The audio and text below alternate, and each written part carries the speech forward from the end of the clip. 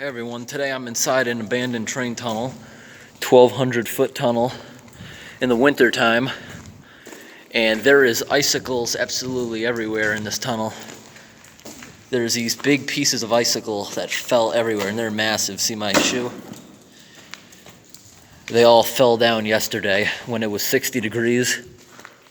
Today it's only going to get to 40, but it went way below freezing last night. So this stuff, there's a lot of new stuff in here as far as icicles, and they are massive. Some of them are 20 feet tall, like this icicle. That itself is pretty big.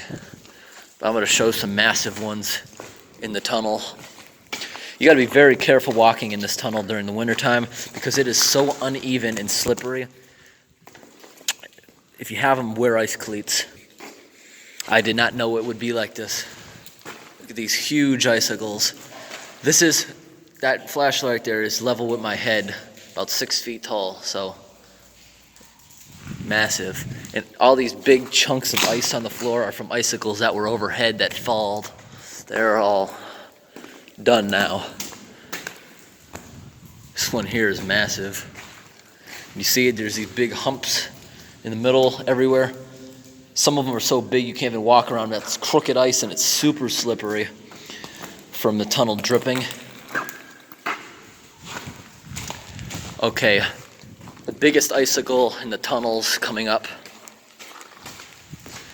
Here's a bunch of fallen ice everywhere. Look at all those big chunks. That is a huge icicle. Look at that one, that is massive. That is at least 16 feet tall. This is what I mean. You see, it's this all uneven ice. You have to tread slowly. These are all big chunks that fell down. This here is massive. Look at this compared to my foot. Imagine if you were right there when that thing fell. That's why I'm not standing underneath this stuff. This one is huge. This piece alone must weigh a few hundred pounds. It's absolutely everywhere, these big chunks of ice. And walking through this tunnel, I'm walking now, it's sturdy dirt. Then suddenly it's mud and you sink. This is one of the things that's slippery.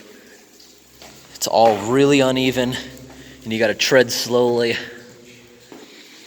Every now and then you come across an old train tie that they left in here. But this tunnel,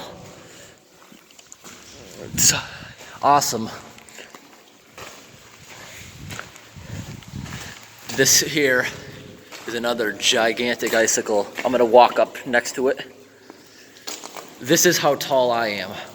Right here. This is level with my head. And it goes all the way up there. About 3 times as tall as me.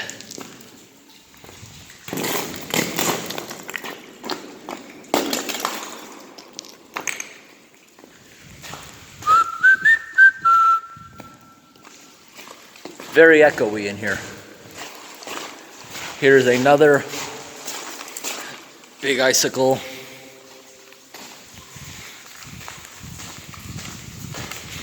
Look at all the ice here on the floor. It's really dripping. This tunnel, in these parts where it's dripping, it is the worst. It is so slippery, walking on wet, uneven ice. But if I was wearing my ice cleats, and if I knew about this, I would have worn them, I'd be able to run across this. Okay, I'm walking down to the end of the tunnel where it is absolutely flooded out. It's flooded out in every video I've seen of this. This here is another spot. Be careful walking there. Okay, this is the end of the tunnel. The beginning of the tunnel, there's about a couple hundred feet of concrete before you get to this rocky mountain stuff. This end, there's only about 15 feet. And in every other video I've seen of this is always flooded out no matter what time of year it is. Unless you came here a freezing day, I bet it would be frozen. There's a bunch of rocks here so you can get around the flooded out area without getting your shoes wet, which is where I'm walking now, just so I can show the outside of the tunnel. There's a little arch further up ahead, which is for the road, if you want to enter the tunnel from the back end. But it is very easy to enter from the other end. This is the tunnel. Pretty awesome. You see way up there in the mountain. Pretty cool. Well, I'm going to be headed back now. So it takes about 5 minutes to walk through there slowly, making sure you don't fall on the ice. So, thanks for watching.